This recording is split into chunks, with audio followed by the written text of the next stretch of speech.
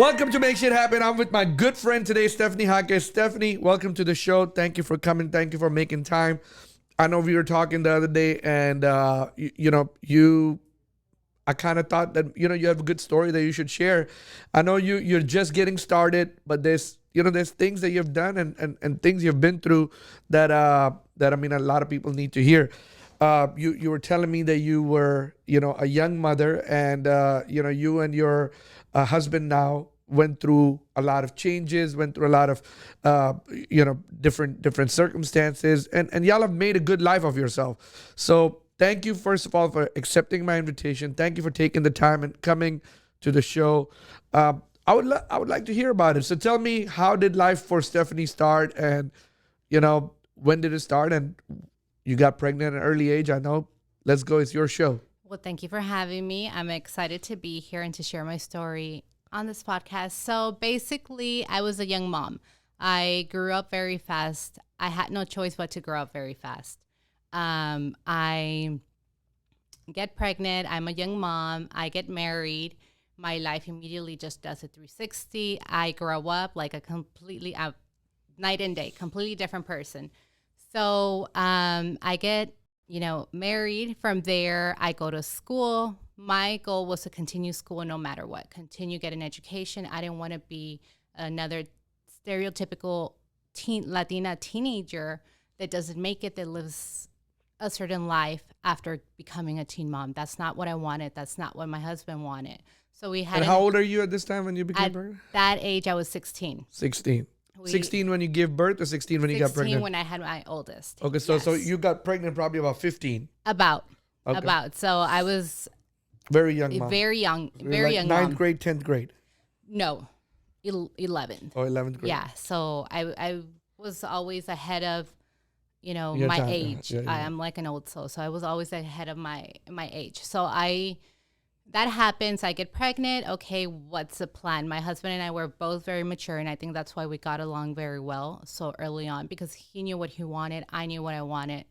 We spoke about it, what we don't want, what the stereotypical things are, and that's not who we're going to be or what we're going to become.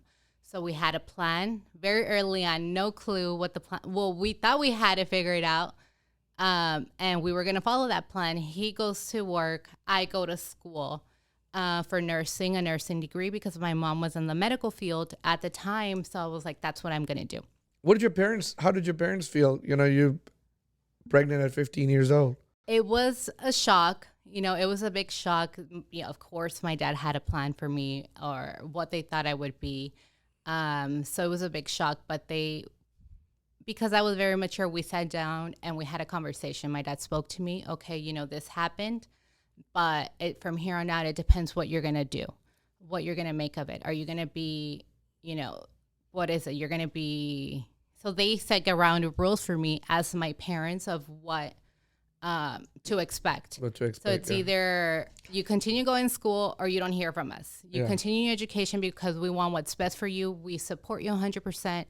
We have your back, but you need to put in your end of the bargain and finish school, become someone. Yeah, education is so important sometimes. So you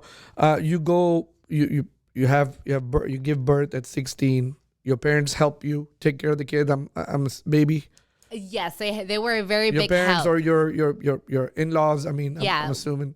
Yes and no. So I've always been very controlling of what of like me, my decisions, and it was me that did this. It's me that's going to be full responsibility. Mm-hmm. So my husband and I, we move out into a little apartment.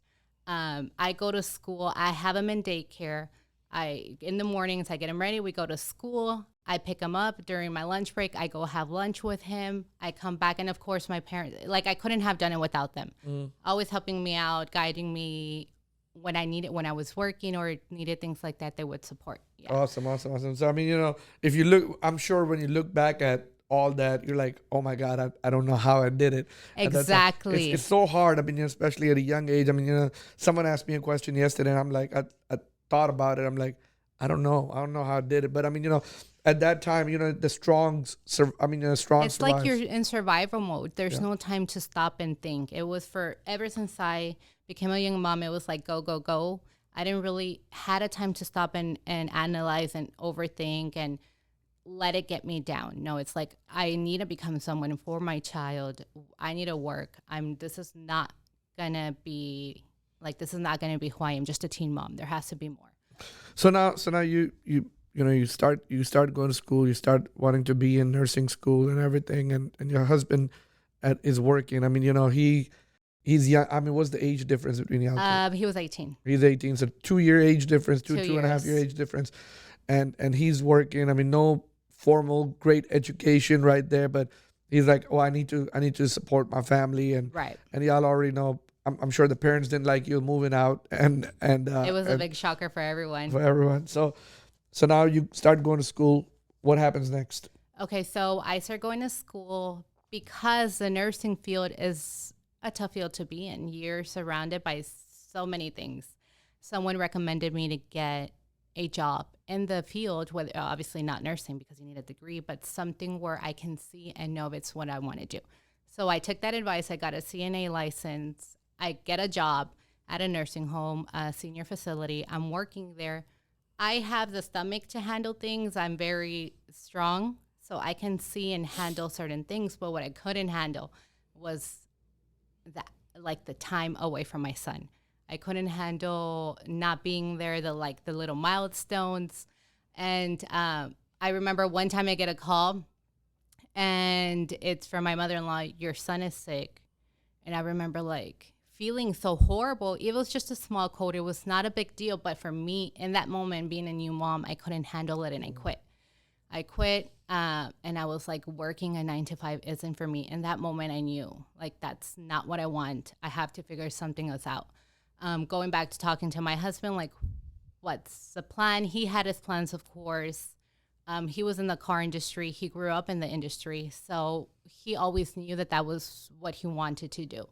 So I was like, okay, well, let's do it. I can't do the 9 to 5. I have to be with my son. So right before my 18th birthday, we decided together. He also quit his job. We decided that we were going to open a car dealership, a pre-owned car dealership. I was 18. He was 20. We had 4 or 5 cars.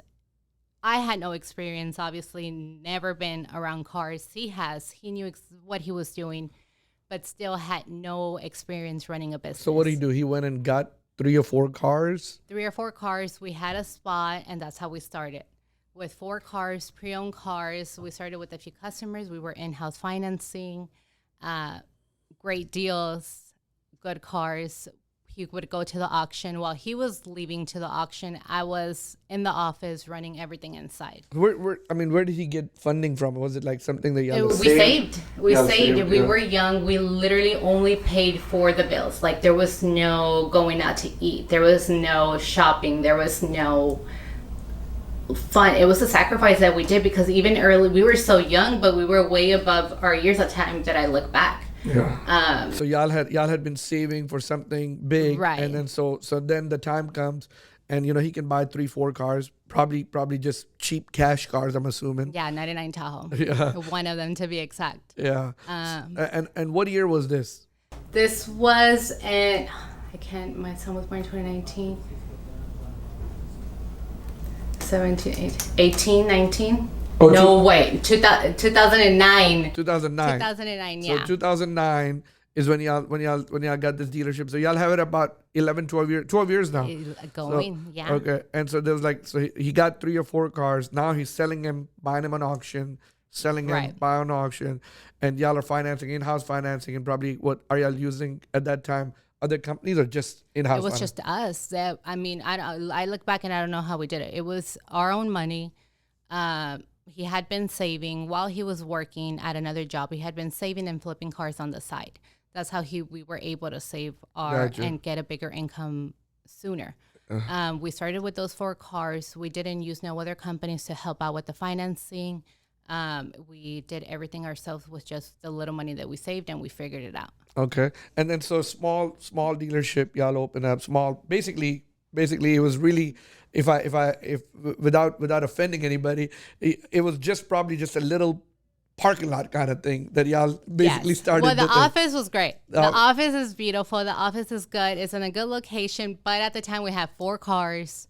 Like, and the location is still there today, correct? The location And y'all is have still done a there. lot of stuff to the probably to the office now. yeah. So you started with 4 car. What's the most at a time y'all had? I mean, what's the most cars y'all had at one time? We've had over 40, 50 cars at a time. At a time. We Right have- now, it got to be a difficult time, right? Because you can't find inventory, Right. and if the car comes, they sell pretty It's fast. a hot market. So Yeah. I'm sure it's y'all, you and your husband are going through a little difficult challenges over here. There's challenges, but that's where you have to learn to find other different ways to make it happen and to continue to grow.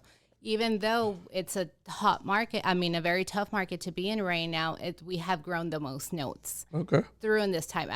Beginning of COVID, we were like, we didn't know what to expect, what's going to happen, but we've seen the difference. We've been able to grow a certain amount of notes in a certain amount of time, regardless of what's happening. Okay. So I mean, for 18 and 20-year-olds starting a dealership, and I know your husband kind of started and you were right there on his side starting it together. Right. And I mean, getting to 40, 50 car at one time, I mean, must be a proud moment to look back and say, oh my God, we kind of made it.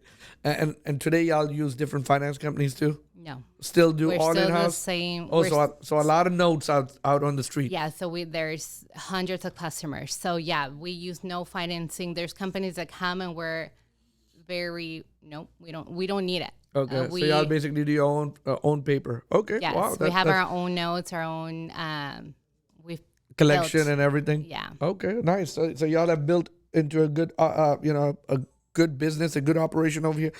Stepheny, so I know when we were talking before this offline, about a couple of years ago, you told your husband, hey, I want to do something of my own. Right. Tell us a little bit about that. Okay, so yeah, so the car industry was going well. I was working very long hours. As you know, when you're building a business, it's a baby. You have to build it from the ground up. You have to put a lot of time, a lot of sacrifice, a lot of hard work, and which I'm okay with. I'm completely okay with the hard work that comes with that. But at the time, that was not my dream. We figured out that was his. That's something that he was good at. I learned it. I learned all the process, in and out, everything about the car industry. I became really good at it. I became really good at sales, where I can basically sell anything. However, I was good at it, but that's not my passion. I came to an age, at this point at 24, I have 2 boys. I had a second son at 21. Both of them are in school. And I kind of came to a point of reflection. Okay, we're at a good point in our lives where I can now go pursue what it is that I want, my goals and my passions. So I did that. I had been saving to open up a business. At the time, I didn't know what it was going to be. I just kept saving and saving and thinking, what is it that I'm going to do? What is my calling? What's my purpose in life? I'm a great wife. I'm a great mom. I've done very, other things for the business, but what's for me? So at 24, I decided to open up a clothing store, a clothing boutique. I knew nothing about the industry. I'm someone that's not very patient. When I want something, I want it now.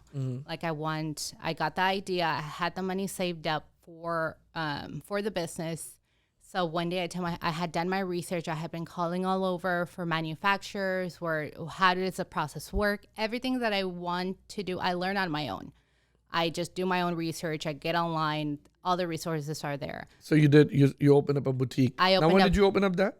In 2017. 2017. So yeah. And so do you still have that boutique today, or right now? No. Okay. Right now. When did you finish that? When did you move away from the boutique 2020. business? It was in 2020. It was a great few years. I've learned a lot. I found what it is, other things that I'm good at. From there, it led to events. It led to photo shoots. It led to fashion shows. I met so many amazing people. I built a completely different network away from the from the car industry.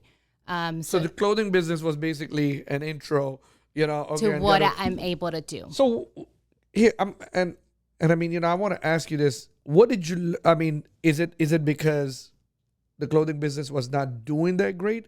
Or is it, what, I can probably do more. Let me just consider this a lesson. You might have, taking some L's, maybe fallen a little bit, failed a little bit, which is okay. And you said, you know what, let me learn from this and move away. What happened? It was definitely that. So I soon realized after I got into it, see, I'm dealing with big sales in the car industry. I'm dealing with big notes. I'm dealing with, a lot of customer service. When I opened the clothing boutique, it sells. I'm in the Smaller tickets. And smaller tickets.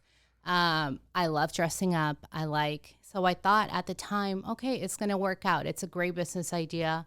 Whatever it is that I do, I know I'll set my mind. I'll do my research. I'll do well when it comes to marketing and sales. But then I soon realized that the amounts of selling, the amount of time, like I was building it from the ground up. Yeah, unlike the car industry, you sell 100,000. You probably need to sell maybe 7 or 8 cars or 6 cars to do 100,000 over here. You got to sell, a lot. I mean, thousands of clothing. Right. And so is it because was it taking too long, or was it because it was like dealing with too many customers, or what was it? I think it was a mixture of everything. It was taking too much time away from my family, and I had to put everything on the table and put it into perspective. Okay, I want to pursue a passion for myself. I want to build a name for myself. I built with my husband, but I wanted something of my own. So at the time I had to, once I opened it up, I soon realized like it's not for me. It was a very vain industry. I was used to dealing with different type of customers, and at the time it was just so many things. Is it worth it for me to be away from my family? Is it worth it to be away from my kids? Because my kids didn't like me. My kids grew up in the car industry. They know the business. They were there all day with me. I've never had a babysitter. At the boutique, I wanted to keep the same. I've never needed help with my children. They didn't want to come with me. It was too girly for them. And I had to put everything into perspective. The notes are small. The sales are small. I have to sell much more quantities. Is it worth my time to be away from my family, from my kids? The marketing cost is high. It's a lot that goes into so at the end of the day, with the clothing business, did you make money? I made money. I did. So it was never a loss. So you made money, but you just didn't think it was enough to compensate everything else. Right. It wasn't enough to compensate. So then what do you do? So I mean, but you did it for 3 years. It must have been a tough decision to stop doing it. Right. Yes and no. I'm very, I always follow my intuition. Yes, I have built clientele. But then you start thinking about, I did it for 3 years. Will people think I failed at it? Will people think I'm a failure? Because, we're just humans at the end of the day. Definitely. Did that cross your mind? Of course. And, I see things differently than the other people see. So when I opened the boutique, I completely built that brand away from the car dealership. Nobody knew that I had a business prior. Nobody knew that I was in sales for 11, 12 years. A lot of people are followers or people that I know are finally just finding out about that. I wanted to build my own brand. So nobody knew that I was already doing something. So of course they probably were like, she felt it's a failure. But at the end of the day, what other people think, I'm at a point in my life where I've somewhat established at an early age. I've built something. I have a family. I'm comfortable where I can take the decision for myself, not caring what other people think. And sometimes failure is really not a failure. It's just a learning experience. And that's how what people need to understand. Yeah. It's not failure. It's either, this is my favorite quote, either I win or I learn. Like I never lose. Either I win or I learn. And that's how I saw it. It was an experience. I see it like a school. I learned something. I made money. I didn't lose money, but it was a chapter that needed to be closed. It was something just something you didn't want to do. So then what do you start doing after that? So how I closed it, how I made the decision, I was going to move online. That was going to be like my way out of the actual storefront to be online. Yeah, away from brick and mortar store. Yeah, away from a brick and mortar because I hate paying lease. It was away from my brick and mortar and a way where I can still keep and maintain my customers because I did build a big clientele within 3 years. I had already done shows. People knew me for that. So yeah, it was a little difficult just to shut it down from night and day. So that's what I was going to do. I was going to rebrand, change the name that way. It wasn't just like a boutique because it was a brick and mortar. I was going to rebrand, and then COVID happens. So it's like, okay, it's definitely a sign that this is not what I'm supposed to do. I was already feeling a certain way about it. I didn't want to be away from my family anymore. COVID happens, manufacturers overseas start shutting down. Logistics become really, really hard. And then that just kind of made the decision for you. And it was like, that's exactly what I needed to do. It made sense. I felt comfortable. I'm not going to reopen. During COVID, I was at home. I believe we spoke around that time. And I was like, okay, what's the next move? Because I'm not someone that can just stay still. I cannot stay home. I cannot stay still. So I started looking at my options. Real estate was something that caught my eye because, again, it's dealing with bigger amount, a bigger sales, bigger amount, So it caught my attention. I started doing research as much as I can learn about it. All night, like I was Googling, YouTubing until I decided, okay, this is what I'm going to do. I took the money that I had saved up from the clothing business and I invested it into a property. So that's so what did you do with them? You rented, you flipped? What did you? I didn't flip. I rented. I have a tent. So you basically bought some property and you're basically right. I renovated. I renovated it and you're leasing it now. When you were in the clothing industry, you said you did some fashion shows, right, and stuff. And also, the way I met you is like you started doing these fashion show, and you started raising money for, like causes like lymphoma and leukemia, and bunch of other stuff. You just did recently an event for like a rodeo team for kids, scholarship and everything. And then I think you did one couple of years ago. I met you over there. I think Revive. I can't remember what it was called. Revere, yeah. Right, Revere. So what? I mean, did you can say the clothing business brought you to another passion, that is fashion shows, networking, events. What do you think about that? Yes. So is that fair to say? That's exactly right. So it's something that at the time I had no idea. So I went from car industries, only being there all day, to the boutique, being there, and I knew people, but I didn't network. I've worked basically all of my life. That's all I did, like work. So when I started the boutique, one thing led to another. Marketing. I need to market. I need to get my brand out there. I met several people. I had a friend who, at the time, my first show, my very best friend, she's still my best friend. Like, we're still really close. Got diagnosed with cancer. She gets diagnosed with cancer. She needs funding. It was like it was a complete surprise. Nobody saw it coming. Very young, who would have expected? She was not prepared for that financial hit. So I was thinking, I was in my boutique that day. Okay, what can I do? Okay, I'm going to do a fundraiser. I'm going to do an event where I can raise funding for her first, like for her chemo, for her surgery. She needed so many things all at once. So that's how I came up with that idea. I put it to my first show, which was a fashion show, Divine Fashion Show, at Chapman and Kirby. I put it together within 30 days. And that was what I had in mind. I need to help my friend. I need to raise money so that in those 30 days, everybody told me it's impossible. How are you going to pull off a show at such a big venue? How are you going to bring so many people together? How are you going to But I didn't think of any of that. All I kept thinking was, okay, my friend, she needs help. I'm going to make them possible happen. How many people showed up? I had about 400 or 500 people show up. Yeah. And within 30 days, I had 20, 30 models. I had several outfits, other vendors. We raised a good amount. Okay, well, good. And that helped your friend? That helped her. That helped her a lot. And then from there, it was like, okay, I'm good at this. I like can do it. More. I like shows. I'm involved. I'm networking. I'm talking to people, what I was used to in the car industry. So I'm networking. I'm talking. I'm socializing. I'm meeting other business owners. We're coming together, marketing, all of that fun stuff. And then this networking takes you to things to what you're doing now. You're more involved in the MLM marketing, correct? Yes. Okay, tell us a little bit about that. Yeah, so I like to try all sorts of things. I like to get involved as much as I can, learn as much as I can. What is it that I can do next? And also during COVID, while I was trying to figure out my path or what it is that I'm going to do next, a friend of mine presented me the opportunity about MLM. She had been telling me for about 6 months, but at the time I'm like, there's no way I'm a business owner, MLM. I know it works because I have friends that are very successful in multi-level marketing. And I told her no for a few months until finally I decided it was COVID. I needed to be social.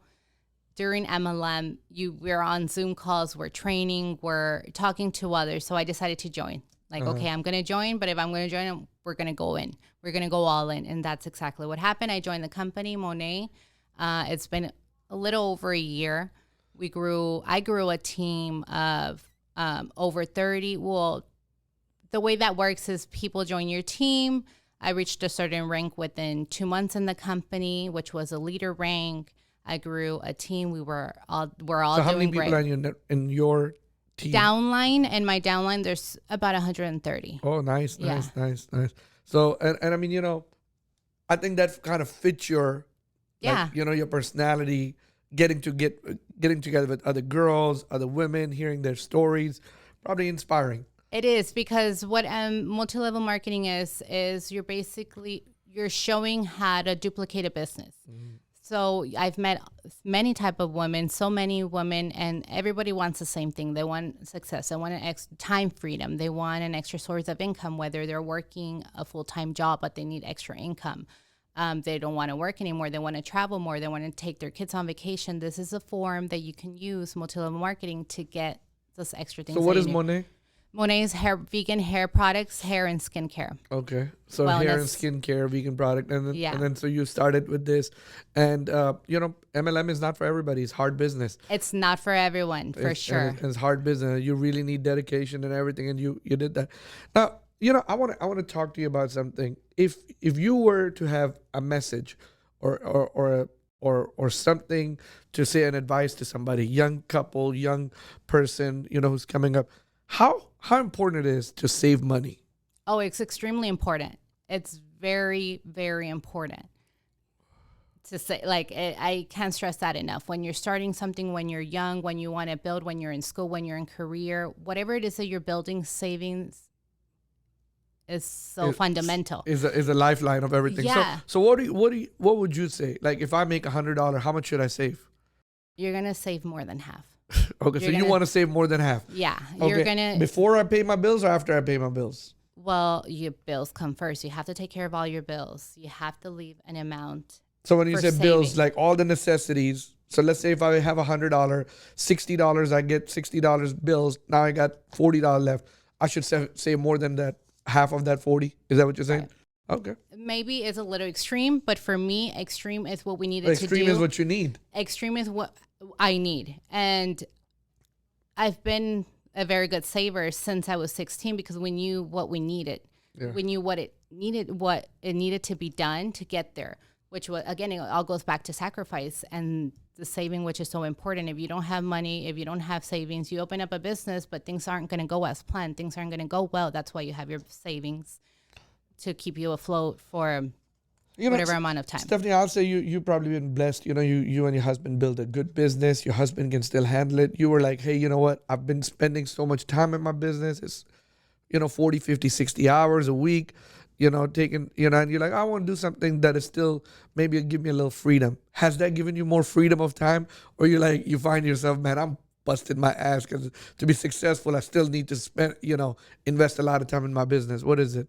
Yeah, definitely. Because, but that's what keeps me excited. Like, if I'm not busy, if I don't have multiple things going on, if I am not taking full advantage of my day, I feel like I haven't done well. So like a lot of people, they get into business for this reason, that they want time freedom. They want freedom time. Does it exist?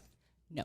Like, you're 9 to 5, you're working 40 hours for yourself. You're probably going to work 80 or more hours. Yeah. And that's something that you have to know. Like, I'm going to open a business. I'm going to be successful in a year. I'm going to have all this money. I'm going to be able to go shopping, travel the world. No. Like, unless, it really doesn't happen, right? It really doesn't happen. So you just said a little while ago, well, people get an MLM and they think they can do all this. How many times does it happen? Because I feel like anything that's worth building takes time. Right? It takes time. And I mean, yeah, it might happen, but I mean, 10, 12, 13 years from today. But I mean, a lot of people just don't have that time. They don't want to invest that time. What do you think about that? That You need to. If you want to become whatever it is, Self-sufficient. self-sufficient, and you want the time freedom, you want financial freedom, this is what it takes. There's no way around it. It's either you're going to keep the lifestyle that you have, or you're going to put in the work, the sacrifice, the time, the hours, the long days, the sleepless nights, the early mornings, the stressful, like the stress, everything that comes with it, the low moments, the high moments, everything in between. It's, you have to be resilient, and you just have to do it. There's no other way. And if that's the life that you want to live, then you have to put in the work. Like, What is your opinion of why people think if I open up my business, I don't have to work that hard? I can just work 25, 30, 40 hours, less than 40 hours. Why do people think that? Because there's this fantasy. There's this fantasy of what entrepreneurship is. And because of social media right now, because entrepreneurship is very glamorized. It's very like, you have to become an entrepreneur if you want, which is great. But if you're going to suggest someone to become, they need to know all that comes with it. Yes, you may see the 5 minutes that someone posted on their social media. You may see the car, you may see the purse, you may see the red bottoms, you may see that they went on a trip, but you only see it for a little, but you don't see all the other stuff that goes behind the scenes. And that's what people need to know, that that's not it. Yes, you'll get to that point after a certain time, after all this, you've built something established, well, very established, with a good like foundation for you to, okay, now I can spend. But you have to put in the work, and it's no other way around it. Like, I know we all have the fantasy, okay, I'm going to open my business, it's going to go very well, I'm going to make money, I'm going to quit my job, but there's so many things that are going to happen in between, and you will get there eventually. You're going to build the life that you want. You're going to build the dream that you want, your business that you want, but you have to put in the work and do it and not give up no matter what, whether you hear no's, whether you hear other people bashing you or criticizing you. You have to let go of what people have to say about you. That's one of the biggest things that holds us back. The naysayer, like, what are they going to say if I do this? What if I quit my job? And what if I open up this business? What are people going to say if I don't spend money? If I don't buy that bag, if I don't go on this vacation, I'm not posting. But that's what it takes. You live a couple of years of your life like most people won't, so you can live like how does it say go? You live a couple of years of your life like most people won't, so you can live the rest of your life like most people can't. Yeah, absolutely. People like to take pictures of the rainbow. They don't like to document or record the ugly rain and the ugly thunderstorms and the ugly flooding. Yeah, entrepreneurship is worth it 100%. It's just not easy. You just have to be very consistent, put in the hard work, the long hours, have to be willing to do what it takes to get there. Gotcha. But I recommend it. I mean, it's hard, but it's not for everybody, huh? It's not. So let's just. I want to be conscious of time. I want to be respectful of your time, and we can talk for hours and hours. I can. And I can too, right? So I mean, we can, but I want to be respectful of your time, and I like to keep this at a certain time length for my audience and also for my guests. But let's just say today is you happen to live 100 years old, right? And you go, today is the last day of your on this world, and you're over 100 years old, and they come over there and say, Stepheny, it's time to go, but you got to take all these podcasts, all the YouTube recording, all these books that you wrote with you, right? But want you to, here goes a pen and a paper, leave 3 things for your future generation, for the future world. What will those 3 things be? It can be how to live life. It can be keys to greatness. It can be your truths. What will it be? Those 3 things. I would say be yourself, own your truth, be who you are, no matter what. Never give up. Always chase after your dreams. Like, never give up, no matter what happens. And anything is possible as long as you believe it and believe in yourself and in your dream. Awesome. What is next for you, Stepheny? I mean, I know you're young and you're just getting started. Yeah, I feel like the last 11 years, 10 years of being a business owner were my school. Like, I've learned this much. I've made certain mistakes. I've learned a lot. It's been good. But the next phase of my life, I feel like I'm just getting started. And I'm ready to take it to the next level, to continue to build my real estate, continue to portfolio, continue to grow that. I want to get into commercial real estate. that's where I have found what I really like to do, and help others, show them that it is possible, that if I did it at a young age, you can too, no matter what your circumstances is, no matter where you grew up, no matter if you finished school, no matter what it is that you're dealing with, that you can be successful. And that's what I would like to do. As long as you work hard. As long as you work hard and show up. Because show up every single nobody's day. going to hand you the money if you don't show up and you don't. Nobody's going to don't come go and work. save you. Yeah, nobody's going to come save you. They're not coming. They're not coming to save you. You have to save yourself. They're not coming. Thank you so much for coming on the show, Stepheny. I really appreciate it. Thanks for taking the time. And thank you again. Now let's go out there and make shit happen now, okay? Let's make sure it happens.